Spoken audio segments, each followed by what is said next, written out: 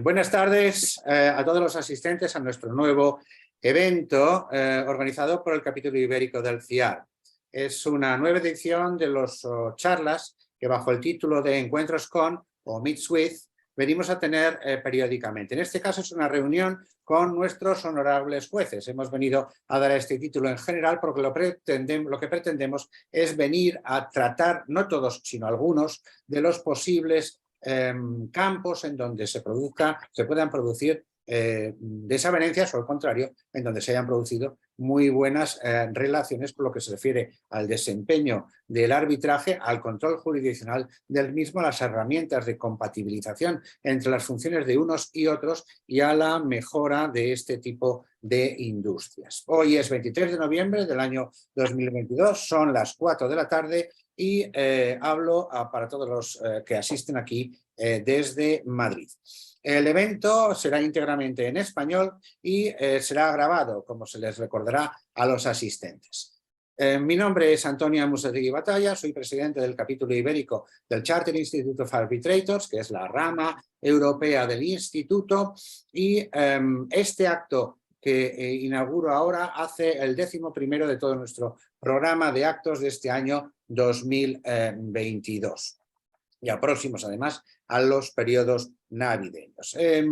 Como había comentado, quiero ser muy breve, pretendíamos con este tipo de encuentros tener alguna conexión más personal en donde sin las limitaciones a las que nos obligan los seminarios o reuniones o paneles en donde cierta formalidad se exige, pero sin olvidarnos de ella, con un espíritu crítico podamos entrar en resolver algunos de los asuntos que no son comunes a los que desempeñamos funciones arbitrales o en general en el desarrollo de las ADRs y los que llevan a cabo la función jurisdiccional en este caso en España. Pues nos estamos centrando, aunque hay también derivadas hacia escenarios internacionales, nos estamos centrando en el estadio de cosas que ocurren en el fuero español.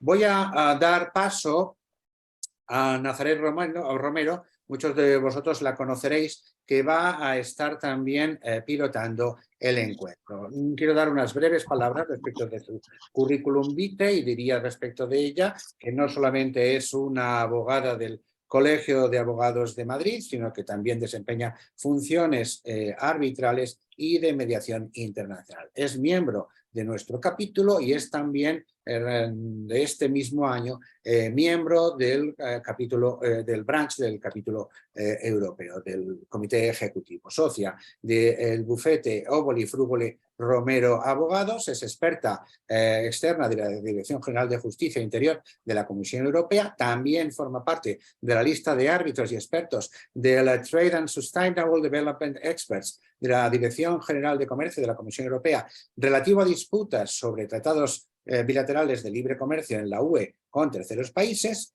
y le pasaría la palabra sin antes preguntarle a ella. Nazaret, ¿qué preferencias tienes? ¿Jurisdicción civil ordinaria o jurisdicción arbitral? Nazaret. Hola, buenas tardes, Antonio Amusategui. Hola a toda la audiencia, estimados panelistas, gracias. Preferencia, es complicado responder porque creo que hoy en día lo más importante es la capacitación en cada una de las jurisdicciones, sea la jurisdicción civil ordinaria, sea la jurisdicción arbitral. En todo caso, lo voy a dejar en stand-by y al final de nuestro seminario podemos seguir debatiendo. En todo caso, es un honor estar hoy aquí, porque yo diría, Antonio y toda la audiencia, panelistas, jurídicamente y cognoscitivamente es atrayente para mí el sinalagma jueces y árbitros hoy 23 de noviembre de 2022, porque considero que hay una gran trayectoria recorrida en el arbitraje en español, donde unimos mucha ciencia, además de conciencia, con pioneros infatigables, por el leal saber y entender de la ciencia del derecho. Y agradezco tu amable introducción y voy a dar unas breves notas que habitualmente nos obliga a dar en este tipo de eventos vía Zoom. Todos sabemos que se está grabando y que cuando se han registrado al evento informamos que se grababa y su presencia ahora atendiendo este evento implica el consentimiento. Vamos a hacer este esquema, como todos sabemos, es un Meet With en el cual el esquema del evento es un coloquio con nuestros panelistas. La sesión va a durar 1h30 y la vamos a dividir en 2 partes. Primero, vamos a ver una conversación articulada bajo 5 temas. El estado de la industria del arbitraje en España, árbitros o jueces, orden en la sala, el desempeño de la autoridad, España como sede arbitral, mitos y leyendas, el profesional en el arbitraje internacional y, por último, que no es lo último, el arbitraje anglosajón frente al arbitraje en España. ¿Is Spain different? We don't know. En la segunda parte recogeremos las preguntas o comentarios que toda la audiencia tenga bien hacernos de los temas que hemos tratado. Bien, evidentemente tenemos aquí en el Zoom el botón del chat y el botón de preguntas y respuestas que están en el panel de abajo y todos ya lo conocemos. Bien, si no hay más o alguna pregunta que no veo del público, voy a iniciar ahora sí o sí. Bienvenido, Miguel Pascual. Es un honor estar aquí contigo en esta tarde. Diría que qué pecado que sea virtual, no obstante, estamos aquí. Miguel Pascual para todos es doctor en Derecho, magistrado de la Sala de lo Civil y Penal del Tribunal Superior de Justicia en Andalucía.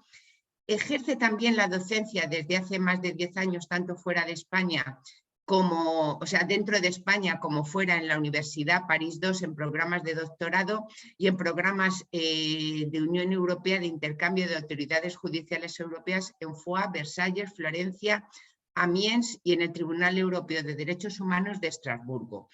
En la Universidad de Granada también imparte materias de Derecho Civil y Mercantil. Es académico número de la Real Academia de Jurisprudencia y Legislación de Granada y es autor, y me consta, de un centenar de publicaciones científicas, especialmente centradas en materias de derecho de contratos y de las obligaciones y responsabilidad civil, y una faceta no usual para quienes no lo conocen, pero en mi caso, además de conocerlo, he leído sus novelas y las voy a nombrar porque hoy quiero nombrarlas.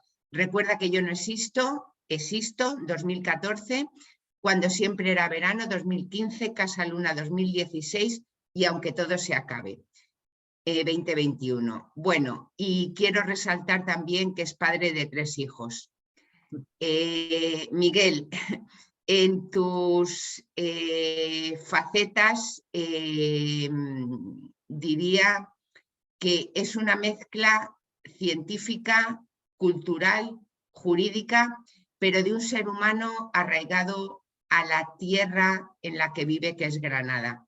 Gracias por estar aquí con nosotros.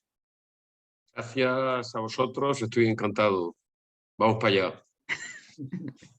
Bien, pues dejadme ahora que os presente a Josep Gálvez, el cual es barrister inglés, si no me equivoco, el segundo, no creo que el tercero, es decir, de los españoles que tienen el título de barrister en el Reino Unido. También es abogado español y ha sido juez en asuntos civiles y mercantiles en España. Actualmente está admitido en el bar de Inglaterra y Gales, la Lincoln's Inn, y es miembro de los ilustres colegios de abogados de Madrid y de Barcelona. Cuenta desde luego con una amplia experiencia en litigios, arbitrajes en diferentes sectores y en disputas comerciales y corporativas. Se ha centrado en litigios surgidos con posterioridad al closing de operaciones de merger and acquisitions, una hipótesis singularmente compleja y especial de esta rama de la actividad, Se ha dedicado a los incumplimientos contractuales, litigios en materia de competencia y ejecución de sentencias extranjeras, entre otras áreas. También se dedica a la docencia, siendo profesor asociado de la Universidad de Barcelona y en otras escuelas de negocio, y mantienes viva 2 columnas, si no me equivoco. Una de ellas sobre derecho inglés, muy nombrada, que se titula Cartas desde Londres, más divertida y con un cierto pulso de estilo que lo hace singular, y otra sobre arbitraje en LexisNexis. Y ahora, Josep, te quiero hacer una pregunta respecto de lo que vamos a tratar en estos siguientes minutos. ¿Podríamos venir a interpretar que estamos como en una suerte de tercera fase en el arbitraje que se lleva a cabo en España? Gracias, Antonio, y gracias al CIAR por la invitación y una precisión. No soy el segundo, debo ser está en la punta entre el 5º y el 6º barrister español. Pero dentro del podium. Bueno, entramos en esta especie de podium. Sí, somos pocos. Yo creo que por desgracia todavía hay demasiados pocos barristers de origen español. Pero bueno, y sobre la cuestión que planteas sobre la tercera fase arbitral, bueno, no lo sé. Lo cierto es que si tuviéramos que hablar a lo mejor de ciencia ficción o de películas sobre este género, a lo mejor el origen, ¿no?, vendría incluso de Star Wars, donde teníamos un Darth Vader muy particular, y hablaremos de él, que afectaba a la Federación y estábamos todos en gran peligro, supuestamente, ¿no? Aunque que yo soy un fanático del género más cañí, más vintage, si es posible. Había una película de los años 70 de los hermanos Calatrava que se llamaba El Este y el Otro, que era el este y el otro, ¿no? Y que cantaba una canción de David Bowie en versión española, creo que era Space Odyssey, y la cual también planteaba esta cuestión, ¿no? A veces el arbitraje es el este y el otro por la cercanía que a veces tenemos en la jurisdicción española. Bueno, tendremos ocasión de hablarlo, seguro. Gracias, Josep. Voy a presentar a la audiencia a nuestro querido Peter Nammias. Buenas tardes, Peter. Peter es abogado estadounidense admitido en los colegios de abogados de Nueva York y Nueva Jersey, así como abogado español admitido en el Colegio de Abogados de Madrid. Fellow del Charter Institute of Arbitrators, PhD por la Facultad de Derecho de la Universidad de Fordham y un LLM en el Instituto de Empresa de Madrid. Peter Nammias ha publicado extensamente sobre materias como de su competencia en el ámbito mixto de abogado neoyorqués y abogado madrileño, y es un activo partícipe en seminarios sobre derecho comercial y de inversión internacional, y ejerce también la docencia como profesor adjunto en la Escuela de Negocios EAE, donde enseña Derecho Económico Internacional. Peter, muchísimas gracias por estar aquí hoy con nosotros, y voy a hacerte una breve pregunta. Como me han hecho a mí, ¿jurisdicción arbitral o jurisdicción civil ordinaria? Depende de la brisa, ¿no? O sea, depende which way the wind is blowing. Supongo que ya hablaremos de esto. Ok, al final seguimos, ¿no? Sí. Muchas gracias, Nazaret, por esa introducción.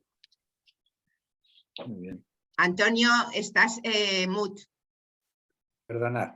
Ahora entonces toca empezar la conversación y una pregunta para todos vosotros. Vamos a empezar con un vuelo por encima de lo que es la industria del arbitraje en España. En vuestra opinión, percepciones personales sobre cómo ha evolucionado el arbitraje en España y cuál es el estado actual de esta industria de resolución de controversias. Miguel, si te apetece empezar. Sí, me apetece, gracias. Sí. Bueno, lo primero quería en tono jocoso subrayar que habéis pronunciado en 2 o 3 ocasiones la expresión jurisdicción arbitral. Os van a condenar, ¿eh? Os van a condenar. Eso de jurisdicción arbitral es una terminología que hoy día está planteando problemas, ¿eh? No sé si es un paso atrás, porque ha habido un empeño descomunal por desterrar la expresión equivalente jurisdiccional entre arbitraje y decisión judicial, y ahora vosotros habláis de jurisdicción arbitral. Quizá jurisdicción arbitral es excesivo, pero me sirve para decir, y creo que esto va al meollo del tránsito en el que estamos ahora mismo en el mundo del arbitraje en España, para decir lo llamativo que me ha sido en los últimos años a mí ese empeño que he calificado antes de descomunal en no utilizar la expresión equivalente jurisdiccional, cuando yo creo que es una expresión que define de maravilla lo que es el arbitraje. Equivalente jurisdiccional no significa que sea jurisdicción, significa que vale lo mismo. Equivalente, vale igual. ¿Y por qué vale igual? Vale igual porque el resultado es el mismo. Es una resolución que produce efecto de cosa juzgada y que es ejecutable. Por eso un laudo y una sentencia equivalen. Y el arbitraje y la jurisdicción no son lo mismo, son cosas distintas, pero valen lo mismo. Yo entiendo las razones por las que el Tribunal Constitucional ha querido desterrar esta expresión y es un uso, digamos, el querer extraer algunas consecuencias probablemente inadecuadas, pero me apetece rescatar la expresión porque creo que dignifica el arbitraje. Un árbitro, Nazaret, es un juez. Es un juez. Hablabas del sinalagma jueces árbitros. Un árbitro es un juez. No es un juez estatal, no es un juez integrado en la Administración de Justicia, pero es un juez, porque un juez es alguien que dirime una controversia después de haberse seguido un procedimiento reglado con todas las garantías y conforme a derecho. Eso es un juez. Eso es un juez, ¿no? Y por eso efectivamente hay ahí un sinalagma. Sintéticamente, en cuanto a mi percepción personal sobre el arbitraje, hay una clara evolución que tiene varios hitos. En el punto de partida, he de confesar, en el punto de partida hay una desconfianza en el arbitraje. Había una desconfianza en el arbitraje, concebido como una justicia privada, de pago, y visto como un fenómeno negativo en el sentido de el arbitraje es necesario porque la justicia funciona mal. Como hay muchos asuntos, tiene que desatascarse la justicia y vamos a ver si utilizamos válvulas de escape como es el arbitraje. Digamos que en esos términos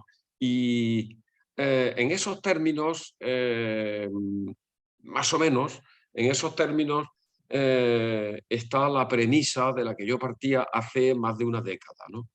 ¿Qué ocurre? Que en el año 2011 dan las competencias en materia de control de arbitraje a los Tribunales Superiores de Justicia, en el que yo ya estaba integrado, y con ese motivo he tenido ocasión de leer muchos laudos, ¿no? Y a partir de ahí se inicia una evolución que me hace pensar, que me hace darme cuenta que el arbitraje, no es tanto una cuestión si es mejor o peor que la jurisdicción, como que tiene un papel insustituible. Un papel insustituible para, particularmente, determinado tipo de conflictos. Sobre todo los conflictos que están pegados al mercado. Porque el arbitraje suministra soluciones razonables de mercado acordes con el derecho. ¿Por qué?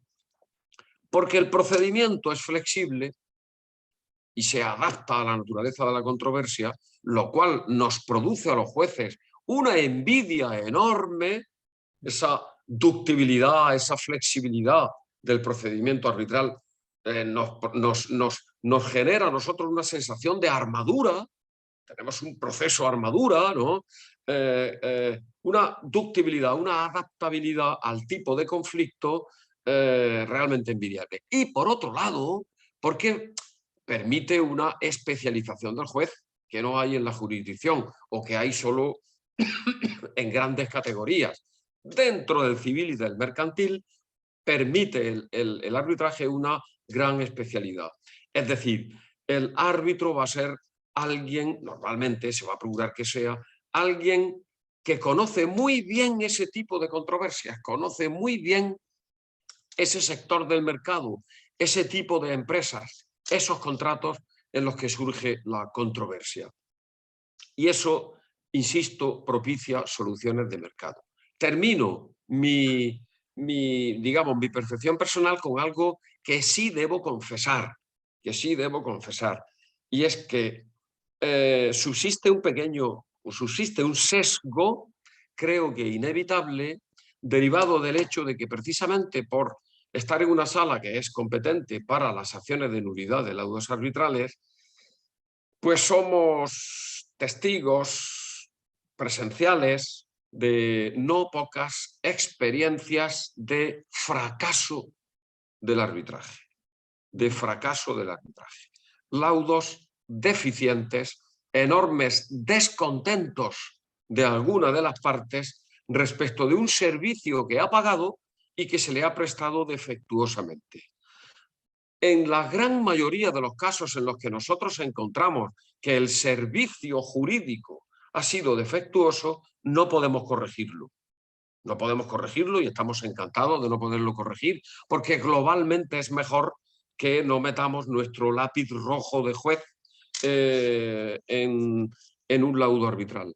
Pero en todo caso sí queda un sesgo que me hace o que nos hace pensar que claro que sí es importante un último reducto de control, de garantía, no por desconfianza en los árbitros o en el arbitraje, sino como último recurso de tutela de una parte, de un particular, que ha pagado un servicio y que el servicio ha sido defectuoso, ¿no?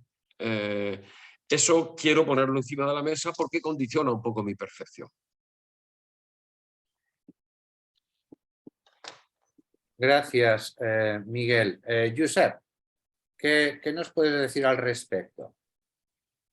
Pues estoy muy de acuerdo en muchas cosas de las que ha dicho Miguel, aunque estoy en desacuerdo sobre la terminología, partiendo ya desde de la propia etimología del jus dicere, ¿no? Que aquel que resuelve en derecho al final es el que está ejerciendo la jurisdicción. Entonces, a partir de ahí podemos ver si se trata de un ejercicio estatalizado o no, pero al final yo creo que todo viene, y yo creo que eso es una de las cuestiones que es la que dificulta ese entendimiento entre arbitraje y jurisdicción, incluso desde la perspectiva de los que practican o practicamos el arbitraje. Y es que se trata de una estructura que no tiene, evidentemente tenemos antecedentes del arbitraje. El arbitraje, como se entiende hoy día, tiene un origen completamente en Inglaterra y en una tradición anglosajona, que es la misma que hace que se nombren a los jueces en Inglaterra. Es decir,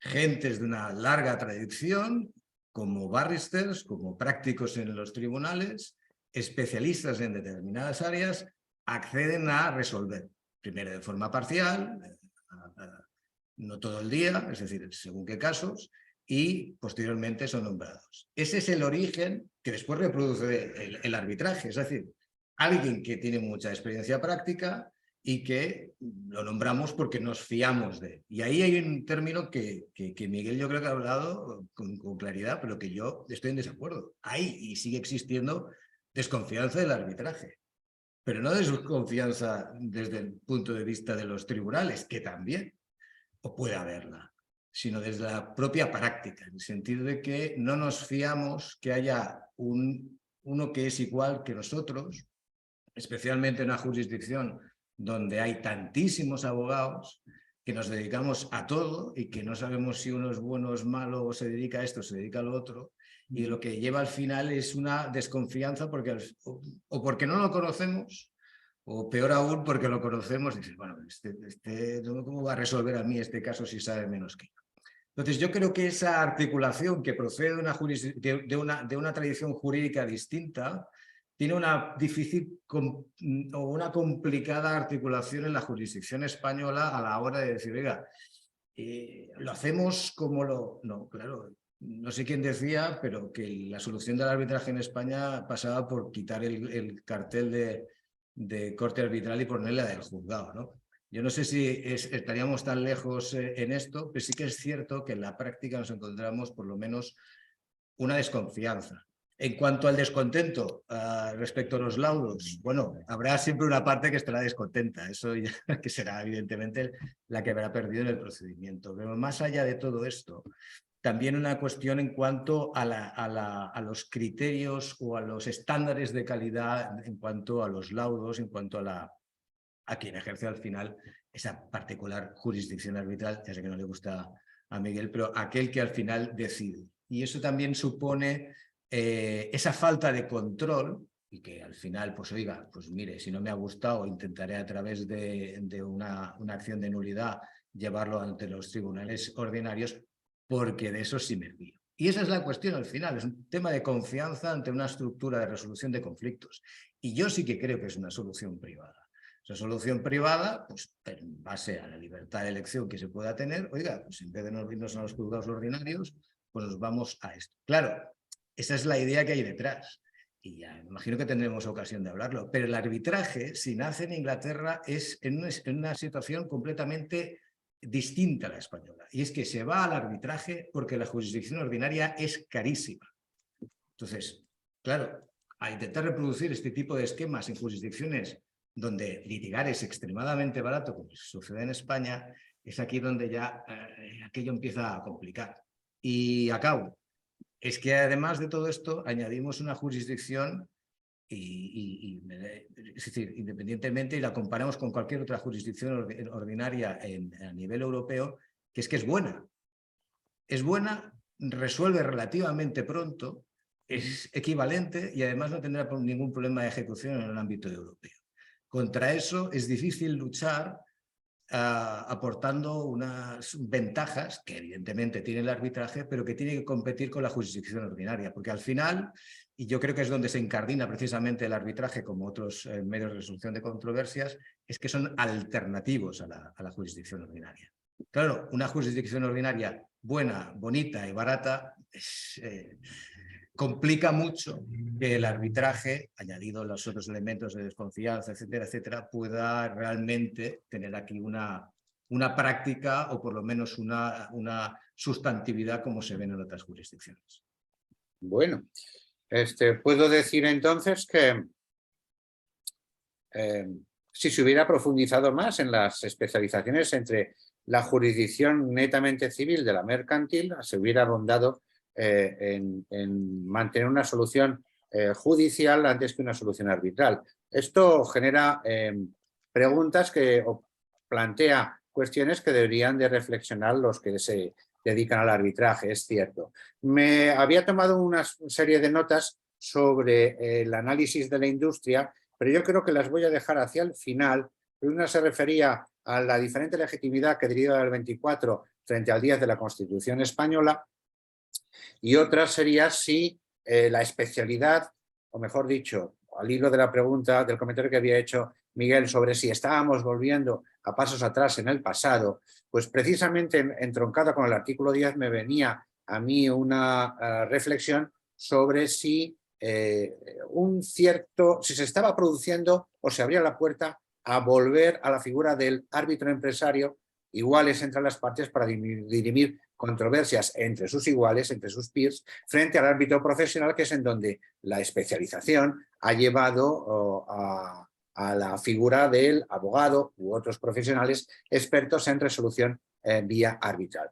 Creo que lo voy a dejar para el final si no hay preguntas y por lo tanto voy a pasar, también por tiempo, a la palabra a Peter para que nos haga la segunda, el segundo planteamiento de esta reunión. Peter, ¿puedes comentar? Vale, gracias, Antonio. poco cambiando de tercio, un poco, o sea, la pregunta que tengo aquí, vamos a ver, árbitros versus jueces, ¿no? O sea, entonces, o sea, una pregunta que va dirigida hacia el orden en la sala, ¿no? O sea, entonces la pregunta que os hago, ¿cómo se ven de distintos el ejercicio de la autoridad en un litigio frente al de un arbitraje? No, no sé, o sea, puede, o sea, no sé, empezamos con Miguel, por ejemplo.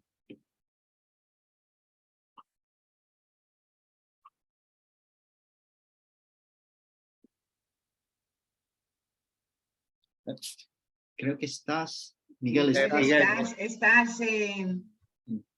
Sí, acababa de silenciarlo y a destiempo y ya se me olvidó. Bueno, digo que si hablamos de autoridad, a ver, es que yo creo, bueno, por un lado, enlazando con lo que se acaba de decir antes, por un lado, yo creo que la autoridad del arbitraje no puede descansar solo ni fundamentalmente en el árbitro, del mismo modo que la autoridad de la jurisdicción no puede descansar en el juez. Para mí, la autoridad, la confianza, la credibilidad la da el proceso, la contradicción con todas las garantías. Y por eso es tan importante determinar el nivel mínimo de garantías de un procedimiento arbitral que le haga merecer el blindaje del efecto de cosa juzgada. Y esto nos puede llevar, lo hablaremos al final, nos puede llevar a hasta qué punto tenemos que mirar de reojo a la jurisprudencia constitucional en desarrollo del artículo 24 de la Constitución proyectado sobre el procedimiento arbitral. Pero bueno, yendo a alguna cuestión un poco más práctica, yo creo que el árbitro tiene una dificultad que no tiene el juez en cuanto a, digamos, el orden en la sala y al control del proceso, en los casos no demasiado infrecuentes en los que una de las partes no acepta el arbitraje o no acepta el árbitro. Es decir, considera que la controversia no debe ser sometida a arbitraje, que no está incluida en el ámbito del convenio arbitral, etc. O considera que el árbitro no es imparcial, aunque no haya conseguido una recusación, o considera que el procedimiento de designación del árbitro no ha sido regular. Cada vez se plantean por la vía de acciones de nulidad más impugnaciones basadas en esto. Es decir, directamente una de las partes está impugnando el terreno de juego, no quiere jugar la partida y sin embargo la tiene que jugar y la está jugando, ¿no? Esto es un factor de incomodidad, de tensión y de dificultad en la gestión del proceso arbitral grave. No hay mejor manera de solucionarla, aunque comporte dilaciones, que resolver las excepciones mediante laudo al principio del procedimiento. Porque una vez resueltas y no impugnadas o impugnadas y validadas, el terreno de juego ya queda absolutamente despejado. Entiendo que a veces el árbitro no lo haga porque no, digamos, porque no sean excepciones serias, razonables, discutibles, que merezcan una discusión a fondo y una posibilidad de impugnación, que por tanto lo considere más bien una estrategia dilatoria y diga no. Pero esto le va a complicar. Deberá saber gestionar esa complicación. Pero cuando la excepción tenga un fondo razonable, plantee dudas, entiendo que lo mejor para la gestión del proceso es resolverlas por laudo impugnable al principio del proceso. No sé qué pensáis vosotros. No sé, Giuseppe, ¿quieres añadir algo? ¿Tienes algún comentario al respecto? La verdad es que estoy muy de acuerdo con lo que ha comentado Miguel. Al final también,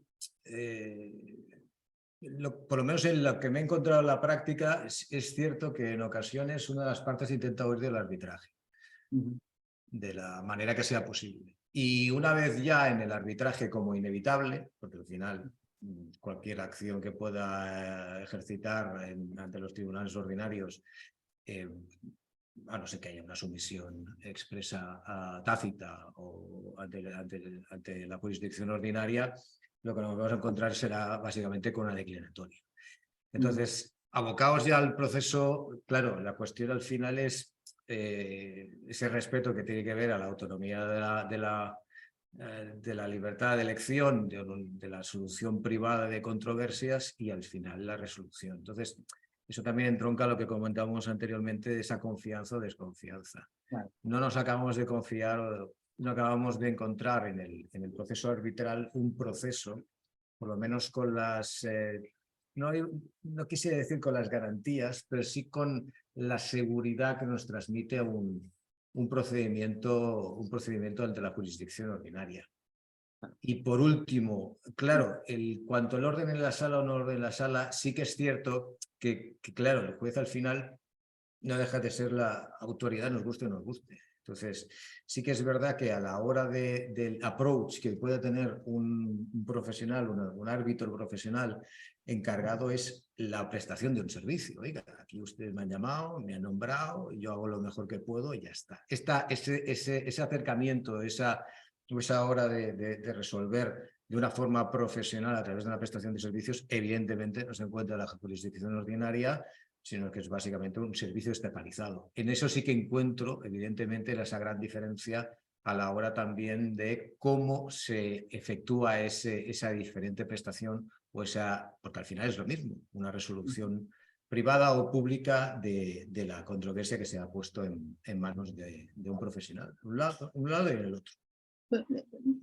Un follow-up, una pregunta así relacionada con esto, porque es un poco que se aprecia en el arbitraje internacional, y no sé cómo decir esto en castellano, ¿no? Pero un due process paranoia, ¿no? Es decir, paranoia de que, wow, sí, quiero decir que el árbitro tiene miedo, si no concede cualquier petición, pues a lo mejor falla el due process, y claro, se cae abres, en fin, ¿no? O sea, abres posibilidad de nulidad.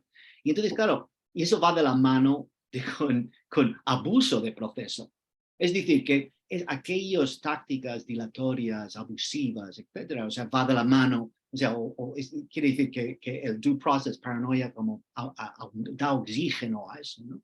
Y entonces yo quería ver, pues, vuestra experiencia con esto, ¿no? Alguna visión o no sé, algunas reflexiones al respecto, porque creo que esto realmente, ¿no? en la práctica, o sea, ahí sí que se nota se palpa una diferencia importante. No sé si me explico. Es una pregunta un poco amplia, perdona, ¿no? Pero, en fin, esta tensión entre due process paranoia y abuso de proceso. Josep. En mi caso, yo no es que diría paranoia, yo diría a veces es una situación de auténtica histeria a la hora de evitar, evidentemente, que el laudo, pero también desde la perspectiva práctica más en el ámbito anglosajón es más marcado, sobre todo porque lo que va asociado a un laudo deficiente o que al final le digan a un tribunal ordinario, oiga, usted aquí no ha ejecutado bien esos servicios, es porque va muy relacionado con el prestigio que viene del árbitro, del profesional que presta esos servicios. Entonces, claro, y con todos los respetos, y viniendo de alguien que ha estado resolviendo en un juzgado a estos efectos, no le gusta mi sentencia, pues oiga, que se vaya al tribunal superior y oiga, pues a lo mejor me he equivocado.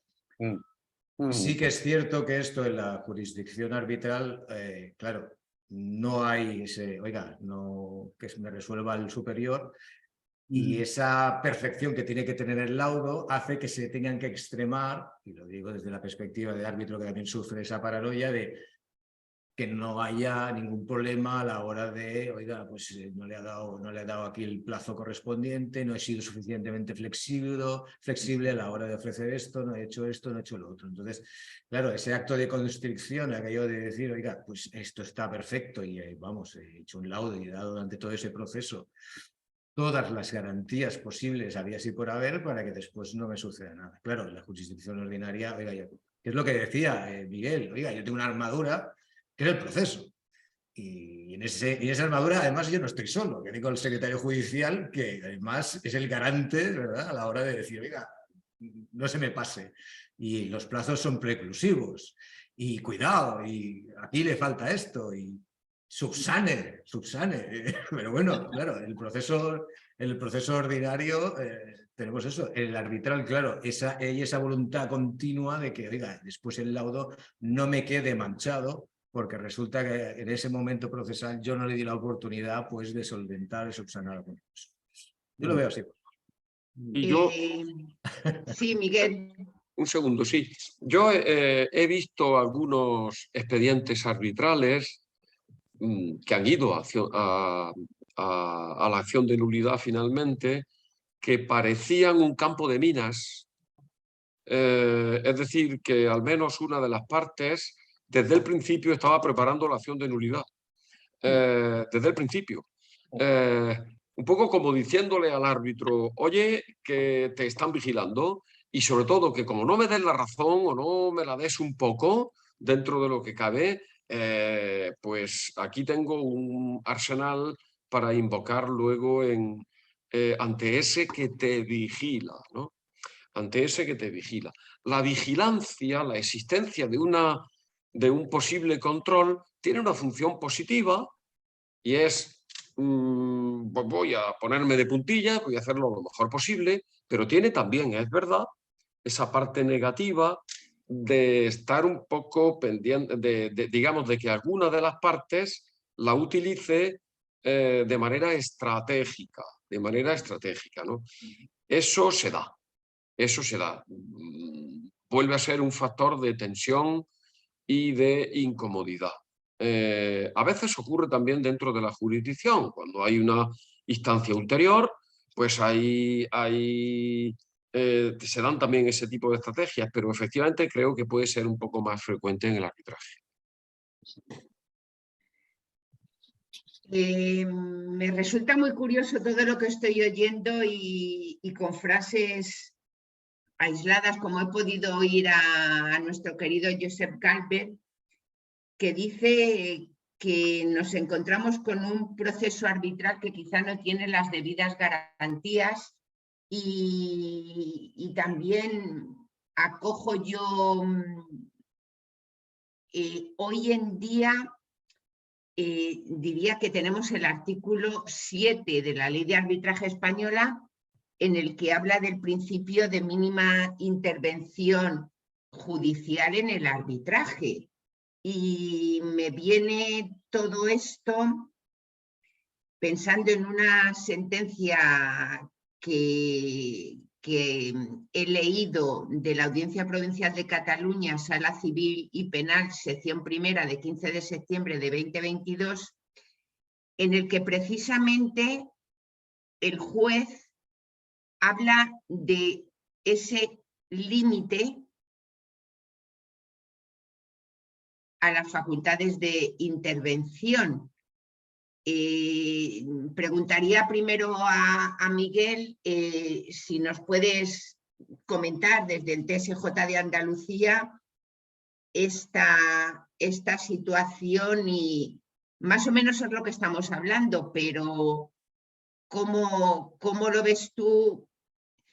También añadiría otra cosa que me viene, y es la capacidad cognoscitiva y emocional de los árbitros o de los jueces a la hora de hacer frente a los riesgos y amenazas que son emitir una sentencia o emitir un laudo. Lo dejo. Bueno, efectivamente, decidir es una actividad de riesgo. Es verdad. Es una actividad de riesgo. El margen o la probabilidad global de equivocarse no es en absoluto despreciable. Estadísticamente es inevitable que yo no me haya equivocado en algunas de las resoluciones que he dictado este año, no digo ya en mi vida, sino este año es estadísticamente seguro que en alguna me he equivocado, que he sobredimensionado la credibilidad de un testigo, he minimizado la de otro, he interpretado mal o he entendido mal una cláusula de un contrato, etcétera, etcétera. El margen de error es amplio y con consecuencias importantes. Es decir, con consecuencias que pueden llevar a la ruina a una empresa, por ejemplo, ¿no? Estamos hablando de conflictos civiles y mercantiles, ¿no? Pueden llevar a la ruina a una empresa, pueden ponerle serias dificultades, ¿no?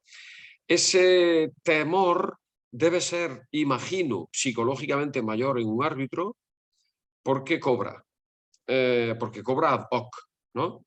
Ad hoc. El juez es el juez predeterminado, no lo han elegido, le ha tocado y digamos que va teniendo asumido ese porcentaje de probabilidad estadística de error, ¿no? Cubierto un poco por el hecho de que suele haber del diálogo, ¿no? Suele haber deliberación, suele haber segundas instancias, etcétera, ¿no? Eso por un lado. Por otro lado, sobre el principio de intervención, sobre la minimización de la intervención judicial, pues si queréis,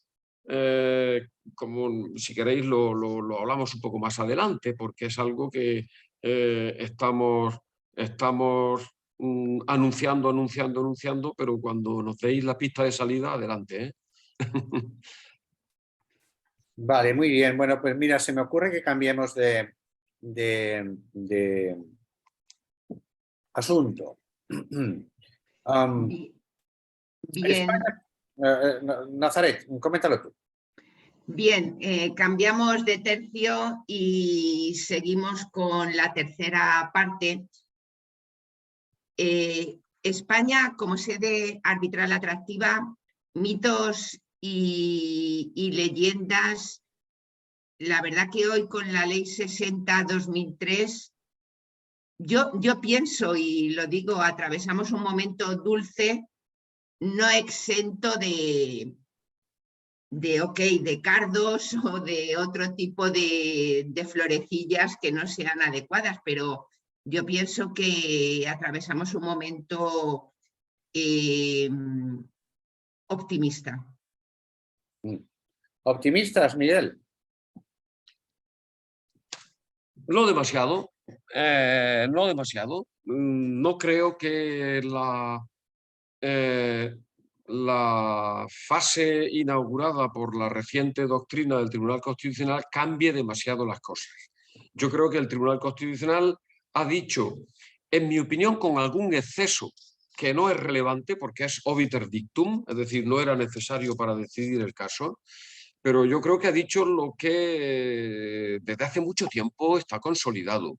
Es verdad que en algún Tribunal Superior de Justicia ha podido haber una percepción o una interpretación del artículo 41 de la acción de nulidad que ha supuesto una merma de la autonomía del arbitraje frente a la jurisdicción, ¿vale? Y que, derivado de una expansión de la noción de orden público y de el control de la motivación de los laudos, pues se ha podido rozar, sin duda, en algunos casos, lo que es algo más parecido a una segunda instancia que a un recurso excepcional. Yo sé que en la medida en la que se expande la acción de nulidad, el arbitraje sufre por cuestiones de seguridad, de certeza en el valor de la decisión y de empleo de tiempo en la obtención de una decisión definitiva y no cuestionable, lo sé. Sin embargo, insisto, no me parece que vayan a cambiar demasiado las cosas. Yo no creo que la doctrina del Tribunal Constitucional vaya a inducir en masa a las empresas a traer el arbitraje a España y no a otros sitios. Yo creo que eso va a depender de una evolución más lenta que se produzca en el seno del propio arbitraje. No depende tanto de lo que hagan los tribunales como de la mejora en la calidad, flexibilidad, adaptabilidad y comerciabilidad del arbitraje en España. De hecho, y con esto termino esta respuesta larga, de hecho, a mí me gustaría compartir con vosotros la, no sé si preocupación o advertencia o cautela de que cuanto más se reduzca en España, estamos hablando de España, cuanto más se reduzca el ámbito del control judicial del laudo y por tanto cuanto más nos alejemos de las exigencias del debido proceso y por tanto de las garantías que el Tribunal Constitucional ha ido desplegando desde el artículo 24, que en absoluto es rival de la autonomía de la voluntad del artículo 10 en lo que se refiere al arbitraje, cuanto más nos despeguemos de eso, cuanto menos control sea posible sobre aspectos extremos como el error patente, como una motivación absolutamente formal, una pseudomotivación, etcétera, cuanto más nos alejemos de eso, el control judicial se va a posar sobre el control de la sumisión a arbitraje. Porque si realmente las garantías básicas de la no indefensión encuentran menos posibilidades de control en una instancia judicial, entonces es verdad que la sumisión a arbitraje es una renuncia de verdad a un derecho fundamental, que es el derecho fundamental a la tutela judicial efectiva, entendida con el conjunto de garantías. Es verdad que cuando la sumisión a arbitraje se hace de manera, o sea, a priori, antes de que surja la contienda, si es después no hay el más mínimo problema, pero si es antes y se hace en condiciones generales, es muy, muy complicado considerar que se trata de una renuncia clara, inequívoca, explícita y consciente, como exige el Tribunal Constitucional en alguna sentencia para justificar la renuncia al derecho fundamental. De ahí que probablemente, lo dejo dicho, probablemente dentro de poco tiempo encontraremos sentencias de tribunales superiores de justicia que van a declarar nulas cláusulas de sumisión incorporadas en condiciones generales. Sobre todo si además de someterse a arbitraje, se someten al arbitraje de esta corte o de esta otra. Ojo con eso, ojo con eso. De ahí que yo no deje de proponer que esas cláusulas se redacten de manera transparente y con alternativas, es decir, sí o no, porque entonces ya no habrá ningún problema. Sí o no, alternativas, ¿no? Lo digo porque está por venir, está por venir ese volcado del control sobre el laudo hacia el control de las cláusulas de sumisión. Bueno, espero, quiero escuchar a Josep sobre el particular, pero quiero hacer una breve mención a lo que has comentado, Miguel. Lo que yo interpreto entonces es que, por un lado, la definición del servicio arbitral necesita de depuración y, por otro lado, el grueso de los proveedores de servicios de arbitraje, entendidos como tales, a las cortes arbitrales, que lo que hacen es actuar como hub de los talentos que forman parte de las listas que luego se seleccionan, adolece de ciertos riesgos que podrían llevar a ser tratadas de manera similar a las posiciones que buscan monopolios. Estoy pensando en términos de interés del cliente, es decir, interés de las partes que someten sus controversias a un arbitraje alternativo al ejercicio de la jurisdicción. Es decir, aparentemente deduzco que todavía queda trabajo por hacer a la hora de perfilar bien el servicio y a la hora de garantizar que un servicio mejor perfilado no pueda irrogar problemas de competencia y de conocimiento, como ocurre con las autorizaciones médicas, conocimiento consciente. Interpreto que es así, pero en todo caso, seguramente esto merecería también, de nuevo, otro seminario, que además me parece interesantísimo por la parte de la sujeción de cláusulas a condiciones generales por parte de las instituciones de corte arbitral, es decir, el arbitraje institucional. Pero, Josep, ya no tanto sobre lo que yo he comentado, sino sobre la pregunta y lo que comenta Miguel. ¿Qué nos tienes que contar? Bueno, una cuestión previa y referido a una supuesta expresión mía en la cual digo que por lo menos no habría garantías en el arbitraje español. Yo a lo mejor no ha sido la mejor de las expresiones, pero lo matizo. Lo que digo al final es que en esta situación particular, que es que el árbitro tiene que estar pendiente sobre todo de que siempre existan estas garantías y la existencia de situaciones o de que esto no sucede, sí que es verdad que en el caso del procedimiento jurisdiccional ordinario de los tribunales ordinarios es como la mili, es decir, al juez todo esto se le supone. Porque el proceso ya está hecho de esta manera y, como decía antes, pues hay una serie de garantes de que esto suceda, etcétera, etcétera. Claro, esto, el arbitraje no sucede así, no hay una oficina judicial, oiga, aquí es que hago lo mejor que puedo. Después esto lleva a situaciones, a patologías muy concretas, a situaciones como las que ha descrito muy bien Miguel. Entonces, claro, esta situación es distinta. Específicamente, yo creo, sobre el mito, que yo creo que si hablamos de mitos y leyendas, el mito o el caso paradigmático, y yo creo que hay que decirlo así, que es el TSJ de Madrid como eje del mal contra el arbitraje en España y supuestos... Yo no creo que haya sido así, y en ese sentido soy completamente de acuerdo con lo que dice Miguel. No va a cambiar el arbitraje, ni desde el punto de vista interno, ni desde el punto de vista externo. Y me explico, desde el punto de vista interno, no creo que nadie se haya dedicado a cambiar sus cláusulas arbitrales pensando en una posible introducción de un proceso de nulidad, porque resulta que en el TSJ hay gente que se dedica a dinamitar los arbitrajes. No creo que sea para nada la situación en la que nos encontramos.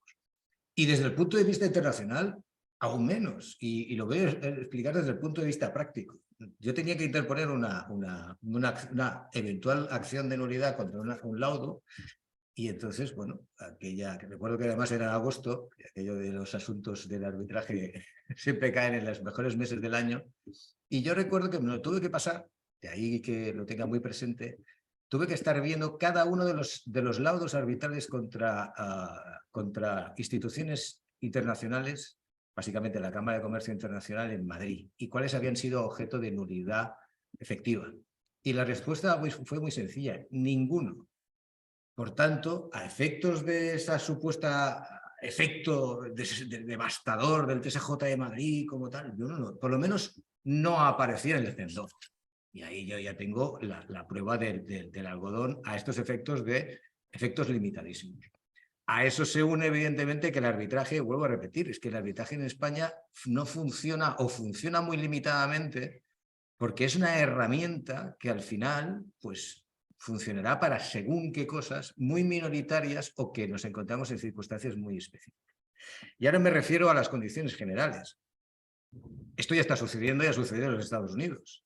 Amazon, creo recordar, ponía en sus cláusulas generales la sumisión a arbitraje.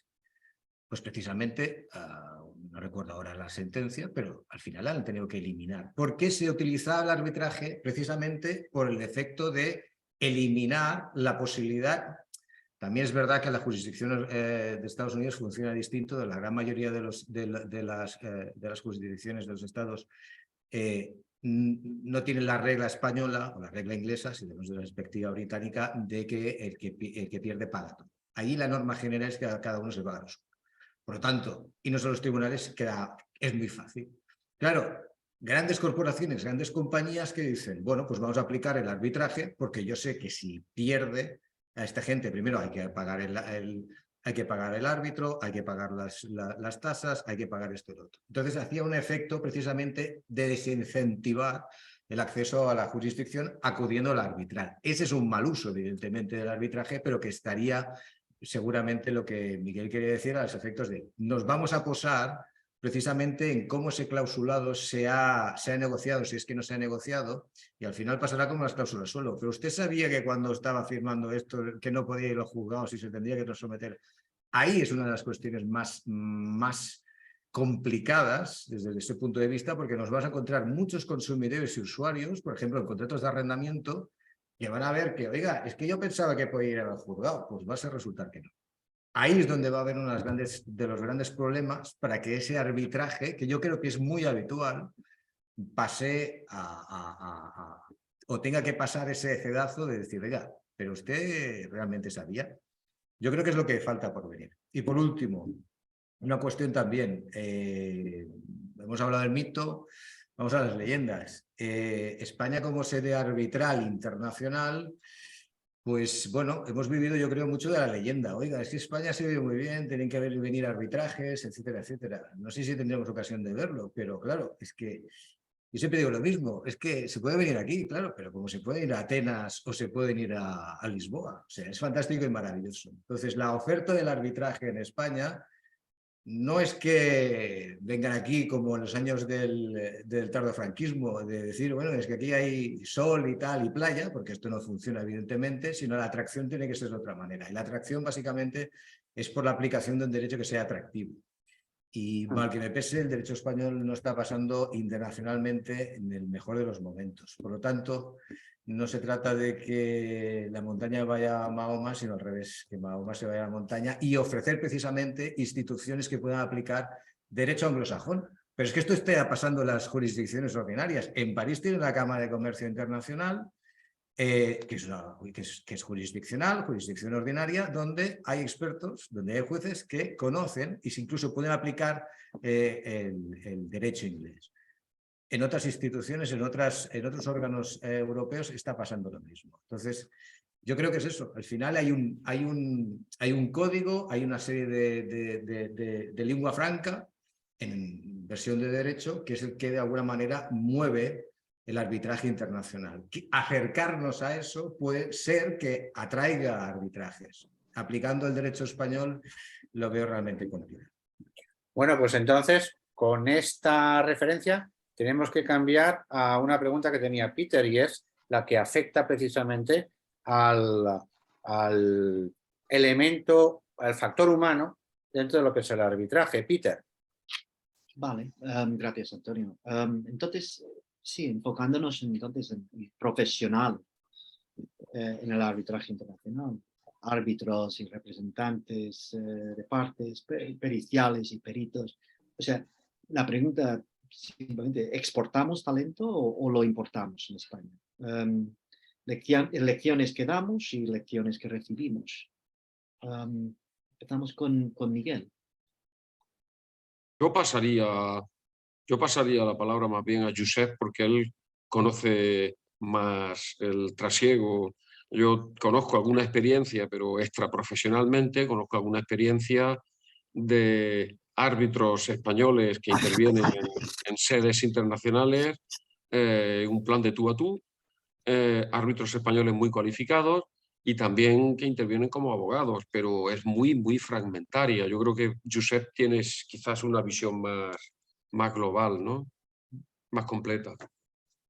A ver, claro, yo lo veo desde la perspectiva de otros profesionales, es decir, médicos que están trabajando en Reino Unido, enfermeras que están trabajando en Irlanda, grandes ingenieros que están trabajando en Alemania, pero España no exporta para nada a grandes profesionales en el número, por decirlo así, o reconocidos. Evidentemente hay una situación fragmentaria, como decía Miguel, hay grandes profesionales, pero claro, siempre partimos de un punto inicial, que es que el abogado español sabe al abogado de derecho español, faltaría más.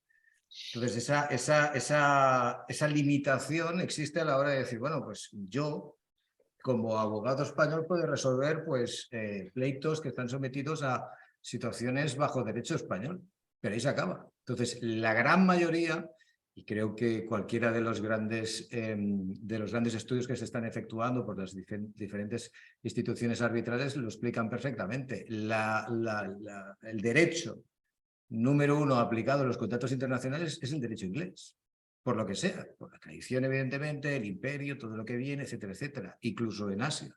Entonces, claro, ¿eso qué quiere decir? Pues que la gran mayoría de esos contratos y tal, pues están para profesionales del derecho inglés. Ahí el abogado español pues no rasca, pero no rasca porque evidentemente ahí sí que la jurisdicción pesa como una bola del preso, ¿no? Es decir, le hunde la jurisdicción española sin la posibilidad de acudir a ello.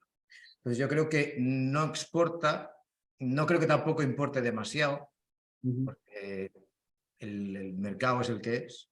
Yo creo que es una lástima, pero el mercado es muy limitado precisamente porque nos centramos en aplicar solamente nuestros derechos.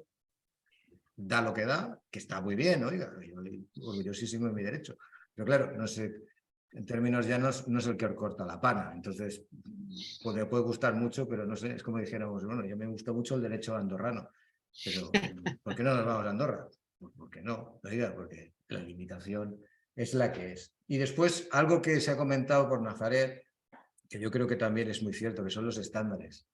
Los estándares del arbitraje español últimamente nos llevan a casos preocupantes. Y me voy a referir solamente a dos. El caso llamado caso Puma del año 2017, con una sentencia del Tribunal Supremo que condena a 2 de los árbitros reconocidos en la práctica española, pues porque laudan prescindiendo del tercero, que curiosamente es el que había sido nombrado a instancia de la compañía de material deportivo Puma. Entonces, algo no se estará haciendo bien. Yo no entro en valoraciones de, oiga, si después hablas, no, pero es que no tenía, este tenía razón, el otro. Bueno, yo me refiero a lo que al final se acaba resolviendo. Y ya más recientemente, y tampoco quiero entrar a valorar el elemento sustantivo, porque además es un procedimiento todavía ongoing, que es el procedimiento el caso del arbitraje de los herederos del sultán de Zulú. El árbitro español, pues coge la manta, deja la jurisdicción española y se va a laudar a París. Ya no entro si está bien mal hecho, si el TSJ de ahí lo hizo bien, los procedimientos que tiene iniciados. Pero sí que es cierto que por lo menos es una situación anómala. Yo no conozco a algún árbitro inglés que haya cogido la manta y se haya echado a otra jurisdicción, por ejemplo la española, para poder laudar. Entonces, este tipo de comportamientos me hace pensar, o nos hace pensar, si desde la perspectiva de alguien de fuera, de la perspectiva de alguien desde Londres, desde Nueva York, desde París, etcétera, puede mirar la jurisdicción española desde el punto de vista arbitral, aunque no esté bien dicho, pero se puede ver el mercado español como atractivo. Y evidentemente a mí el sumatorio por lo menos no me sale. A mí me sale preocupante, me sale preocupante. Entonces, si este es, y no estamos hablando de 2 arbitrajes menores, estamos hablando evidentemente de arbitrajes comerciales de cierta relevancia. Si este es el estándar que estamos mostrando afuera, como llámese marca a España, lo que se quiera, a mí me preocuparía bastante. Pues sinceramente yo creo que no debe de preocupar. Yo creo que la visión que debemos transmitir hoy y ahora es una visión, insisto, positiva, porque no va a depender del caso X y el caso Y que hoy hemos tratado y que sean los más mejores. Tienen su connotación, tienen su momento, pero también podríamos hablar de la andadura del caso Prestige y los problemas que ahora va a suscitar tras el Brexit y los problemas que va a tener el reconocimiento y ejecución en los tribunales ingleses respecto al Convenio de La Haya o la aplicación del Convenio de Lugano. Saco un tema que ahora mismo es imposible que vayamos a tratar, pero quizá lo que sí, siguiendo el guión, el arbitraje anglosajón frente al arbitraje en España, seguimos con Josep. ¿Qué opinas y cuál es tu visión en la materia?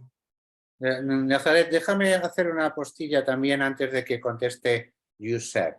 Precisamente una de las funciones a las que aspira cubrir con solvencia el Chartered Institute of Arbitrators, una de las cosas que se han comentado aquí, algunas de las materias que han entrado, pasan por, primero, intentar fomentar el conocimiento de la práctica y la manera de desarrollar las herramientas ADR por parte de las personas acreditadas en los niveles que correspondan, en las especialidades que se correspondan, conforme a los estándares del Charter Institute of Arbitrators, y una de nuestras funciones, ya no solo como European Branch, sino también más en el ámbito local como Iberian Chapter, es dar a conocer estas sustanciales mejoras en los entendimientos de los procesos y los protocolos que se concitan al hablar de sistemas alternativos de resolución de controversias para cualificar y para elevar la calidad de los profesionales que se desempeñan en estas áreas. Con una singularidad que solamente apunto, y es que no solamente estamos pensando en aquellos que hayan obtenido lo que ahora se llama grado en Derecho, sino en general con cualquier profesional que se desempeñe disponiendo de un grado en conocimiento universitario o postuniversitario al efecto. Es decir, a nosotros no solamente nos afecta los elevados estándares de calidad por ser abogados, los que lo sean o los que lo seamos, cuanto por si eres ingeniero, si eres arquitecto, si eres economista o si eres biólogo. Lo importante es manejar estándares que permitan obtener un reconocimiento suficiente y precisamente potenciar la figura de estos profesionales, eliminando aquellos estorbos que podrían ser efecto de o un malentendimiento, un defectuoso aprovechamiento de los conocimientos adquiridos o simplemente la necesidad de profundizar en áreas hasta ahora novedosas del mercado, de la industria, de los conflictos. Y ahora ya me quiero parar porque no soy yo quien tiene que ser oído, tienen que ser Josep, Miguel, Peter y Nazaret. Josep. Bueno, complicado responder a Nazaret porque, claro, podía ser visto yo como una especie de pájaro de mal agüero que lo único que quiero es No, absolutamente que no. En todo caso, yo creo que hoy estamos para diseminar el conocimiento, como bien ha dicho mi querido Antonio Amusategui, de lo que es el arbitraje en relación con la jurisdicción civil ordinaria, como ha dicho Miguel. Y conocer y diseminar la cultura del arbitraje es algo que va a llevar tiempo y sigue llevando tiempo. Yo creo que lo que vayas a decir ahora, creo que lo complicado es entender una institución que, aunque tiene muchos siglos de historia, porque para mí se remonta antes de griegos y fenicios, y me gusta conocer la historia porque de la historia llegamos al momento procesal actual, pero te dejo hablar.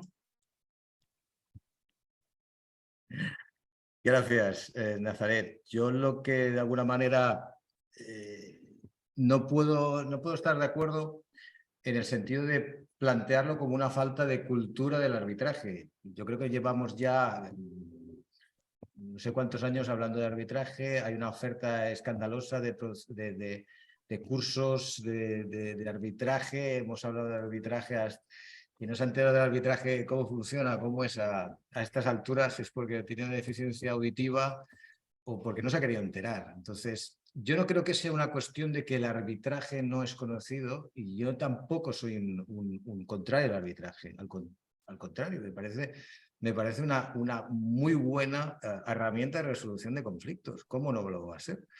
El problema que yo veo es que hay herramientas, como decía antes, que no funcionan. Y si vamos dándole a la manivela y aquello no empieza a enroscar, después de tantos años, yo creo que hay que empezar a preguntarse si esta es la herramienta adecuada o no. Entonces, yo lo veo desde la perspectiva de que el arbitraje se predica muchísimo y es como un mantra, el arbitraje es bueno, y efectivamente es bueno, pero no es bueno en todas las ocasiones y en todas las circunstancias, ni tiene que ser el arbitraje por sí mismo, que parece que estemos hablando del arbitraje como si fuera una especie de verdad, de metafísica, No, oiga, el arbitraje es una herramienta para resolver conflictos. Y si en vez de resolver conflictos me pone más, no está haciendo bien su trabajo. Eso sería un primero. Entonces, claro, la práctica me puede decir si aquello funciona o no me funciona. Porque si después, oiga, es que después voy a tener un problema por aquí y por allá, entonces ya creo que tenemos un problema. Después, y ya me refiero más al arbitraje internacional en el sentido de que Spain is different o cómo es percibida. Claro, hay un problema básico y es que el arbitraje desarrolla internacionalmente en lengua inglesa. Y esto puede ser tabú para según quién, pero hay que tenerlo en cuenta. Los prácticos en el arbitraje internacional se desarrolla en un altísimo tanto por ciento en inglés. Y eso quiere decir que ya sea el árbitro como los abogados van a tener que desarrollar su práctica en inglés. Y eso evidentemente supera en la conversación. No es aquello, buenos días, ¿qué tal? O mi sastre rico. Entonces, claro, a la hora de poder ejercer eso, limita muchísimo la capacidad que puedan tener los prácticos españoles a la hora de ir. Ahí es donde precisamente en Latinoamérica se está viendo que puede haber arbitraje en español, como bien se decía, sí, pero no en España. Ese es uno de los grandes problemas, porque evidentemente ya tienen una práctica a la hora de poder desarrollar esa actividad más allá de sus fronteras, en lengua inglesa. Y además hay un tema que es que hablábamos antes, que es que de derecho anglosajón no vamos bien. Entonces, si la gran mayoría de esos arbitrajes se desarrollan en inglés y en un derecho que no sea el español, el arbitraje o España como una sede interesante o el arbitraje en España no tiene esas condicionantes desde la perspectiva externa. Y vuelvo a incidir, es que desde la interna tampoco. Porque si al final resulta que el arbitraje tampoco me resulta una buena alternativa porque tengo la jurisdicción ordinaria, eso es un problema. Por lo menos mi perspectiva es, no podemos ver el arbitraje como una simple práctica en sí misma. Tiene que servir para algo, porque al final el cliente lo que me va a decir, oiga, ¿cuándo se resuelve esto y cuánto me va a costar? Ah, bueno, pues vamos a ir al arbitraje. Y la pregunta que yo siempre me hago es, ¿por qué? ¿Por qué me tengo que ir al arbitraje? Más allá de que me venga la cláusula. O cuando me sucede en muchas ocasiones, me viene el cliente con el contrato, nos vamos allí, cláusula de sumisión al arbitraje. Oiga, ¿por qué lo puso usted aquí el arbitraje? Porque me dijeron. O porque ya venía.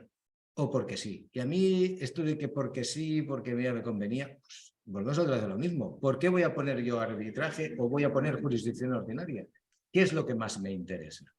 Claro, aquí es donde estará la cosa. Si ya no hay un interés claro o una preferencia por un sistema por el otro, teniendo una jurisdicción ordinaria que funcione bien, yo veo esas dificultades a la hora de poder implementar un sistema arbitral que me pueda realmente competir externamente en los cauces que acabo de explicar, internamente con una jurisdicción ordinaria que no la puede superar nadie. Vamos, es como no sé, es como tratar de ver que, oiga, tenemos que pagar más por una justicia privada porque sí, no, hombre, porque sí, no. Habrá que ver por qué, porque es que si no, cuando tenemos una jurisdicción ordinaria, que vuelvo a repetir, buena, bonita y barata. Y además, que es que sí que es verdad que puede haber, evidentemente, esas apelaciones y acabar en el Supremo. Si tenemos suerte. Pues que a lo mejor a una de las partes le interesa, porque le interesa no tener que pagar este año. A lo mejor nos interesa ir acumulando, porque yo no sé mi situación procesal si va a ser la de demandante o la de demandado. Eso añade además ese interés, a lo mejor, porque el arbitraje no sea el instrumento. Multifactorial, vamos. Hablando de multifactorial y haciendo referencia a algo que ha salido solamente de una manera somera. Y lo que viene a comentar Josep no es solamente que buena parte del empuje debe de venir dado por aquellos profesionales más sensibles a una caja de herramientas más plural que simplemente un destornillador y un martillo, que puede dar según qué momentos problemas.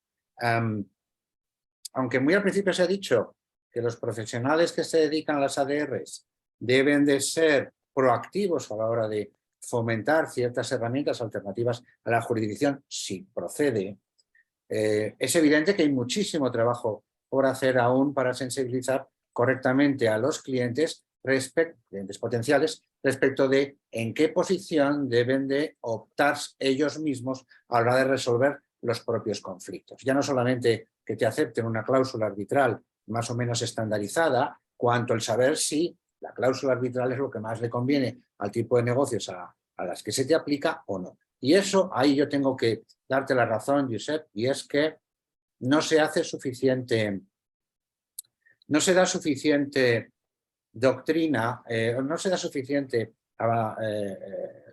aprendizaje entre los clientes y quizás lo que es peor, muchas veces los clientes consideran que este es un asunto que lo pueden externalizar, que básicamente es el asunto de cómo controlo mis riesgos. Y cuanto más externalizado lo tenga en sede o en cabeza de un profesional dedicado a eso, mejor para el cliente, cuando a lo mejor la selección de quien lleve a cabo el control de tus riesgos tenga propios sesgos personales o propios intereses más singulares que no estén necesariamente alineados con los intereses del cliente. Eso es también otro asunto sobre el que reflexionar o comentar. Nos saldríamos de tender puentes entre los profesionales del arbitraje y los profesionales de la judicatura y entraríamos en otro tema que para mí pues, le tengo cariño, que es precisamente el tender puentes con los conjuntos de posibles receptores de los servicios profesionales de terceros a la hora de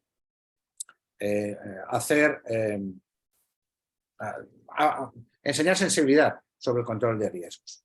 Bueno, no sé si vosotros, Nazaret, Peter, querríais abundar sobre esto. No sé si tendríamos tiempo para que se comentara una cosa de Nazaret sobre el caso Prestige, que la verdad es que generaría interés también, pero es que estamos mal de tiempo.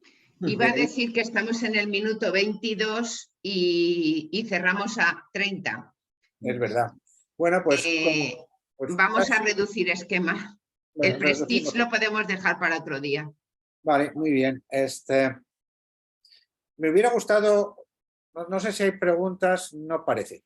Me hubiera gustado, porque sí que he recibido algunas de terceros que no están, que sé que no están asistiendo, se referían un poco a los límites sobre las revisiones de los laudos.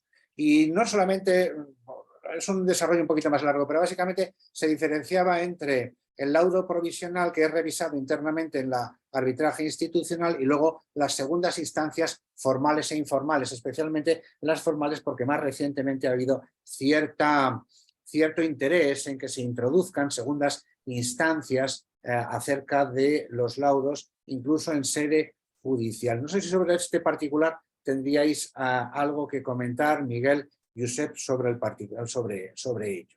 Yo desde luego adelanto que en mi opinión las segundas instancias, especialmente sean informales o formales, a mí tienden a no gustarme porque empiezas a mezclar proceso con fondo.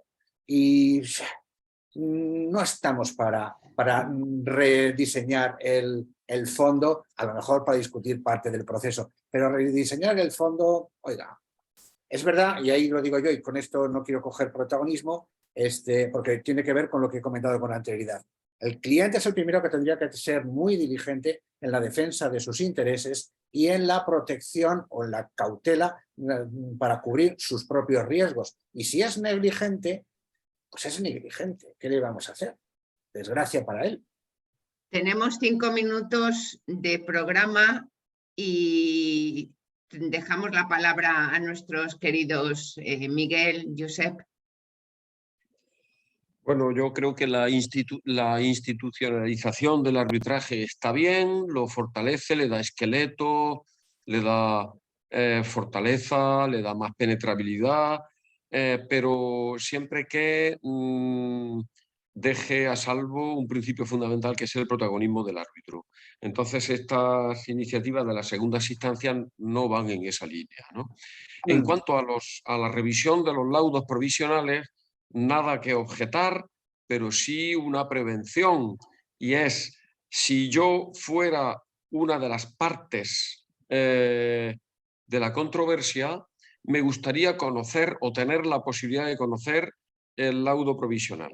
Antes, porque es muy importante que no haya una interferencia. Una cosa es cuidar el laudo, depurar algún aspecto, etcétera, y otra cosa es que mediante un diálogo con la Corte el árbitro cambie su laudo.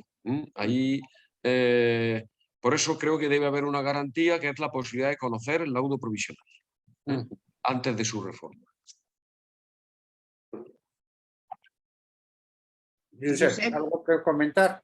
Sí, una previa. En el caso del Prestige, recordad que en España es una sentencia y el caso británico es un laudo. O sea, en todo caso, volvemos Sí, otra vez a lo mismo.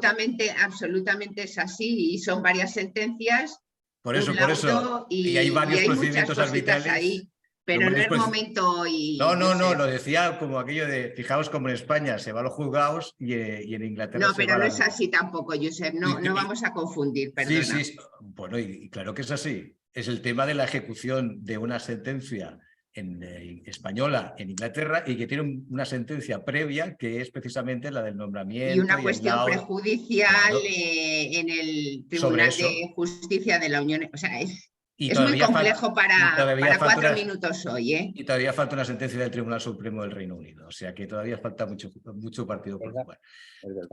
Y vamos, estaría encantado de poder hacer uno especial sobre esto. En cuanto a la segunda instancia, vuelvo a lo mismo, llamémosle juzgado ya. Es decir, las segundas instancias lo único que hacen es reproducir un procedimiento que nos es más cómodo, que reconocemos más fácilmente, que es la jurisdicción ordinaria. Por lo tanto, una mala idea. En cuanto a la revisión, lo mismo hablamos. Es decir, si ponemos una revisión es que nos fiamos del laudo.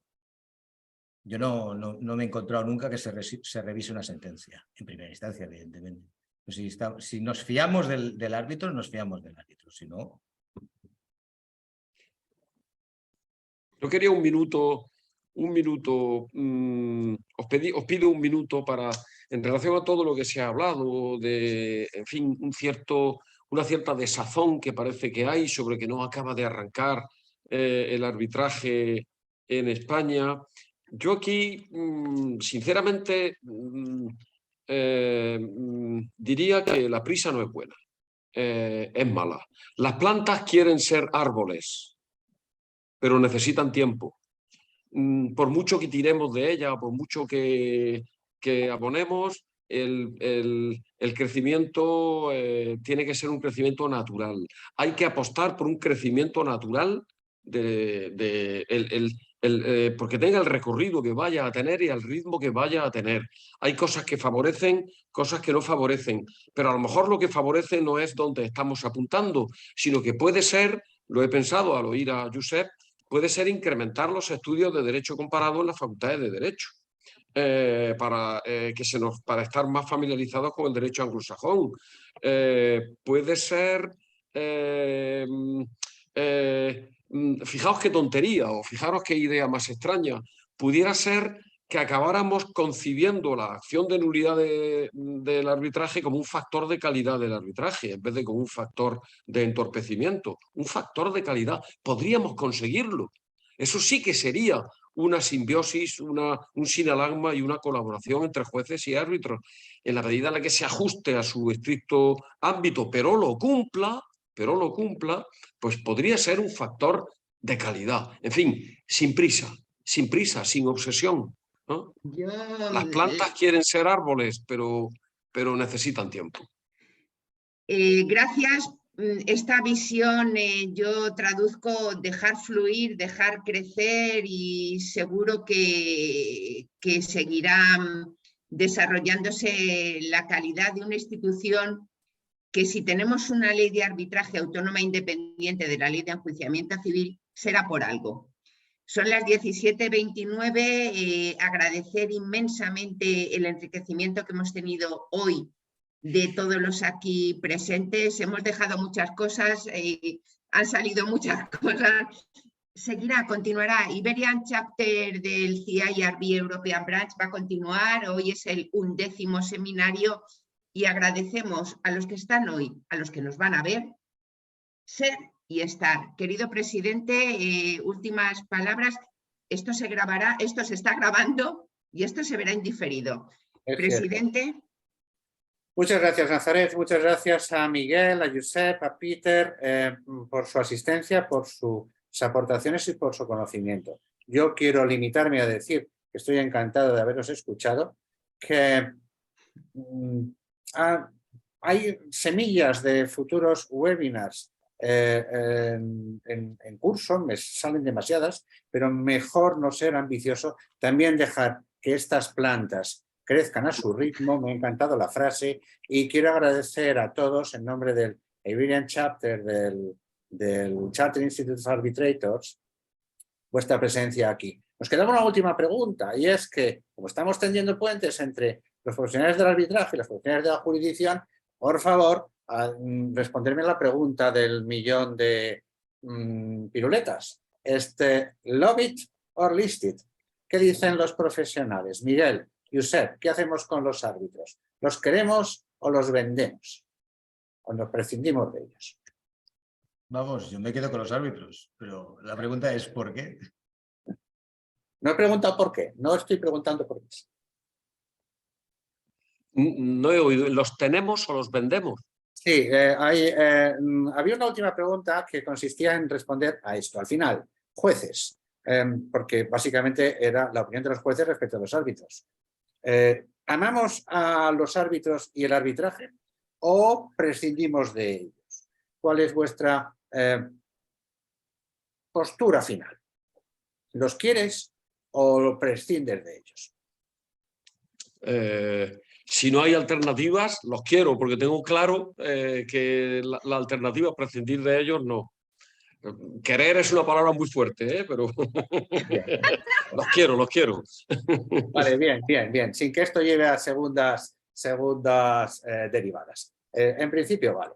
Pues con esto hemos terminado. Es el último evento de todos los del programa, como habíamos comentado al principio, así que en la siguiente ocasión nos veremos en el año 2023 con nuevas oportunidades para reunirnos. Adiós a todos y que tengáis una buena tarde y mejor final de año. Hasta muy pronto. Gracias. Gracias. Buenas tardes. Gracias.